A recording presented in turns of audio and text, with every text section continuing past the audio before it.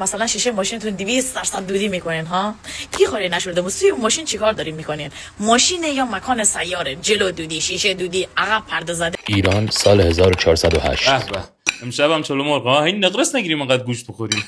مردم هم ناراضی هم. بیا مرغ غیر هورمونی. بیا این کاغذاچه رو هم بگی، رفتی بیرون گوسفندی دید به مالش بهش، بیا شام چلو گوشت درست کن.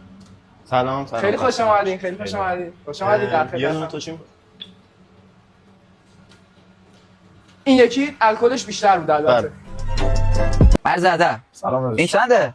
اونام 2390. 80 تا پک از این بذار. این چنده؟ 80 تا پک. بله. اونام 2480. 50 تا هم از این بذار.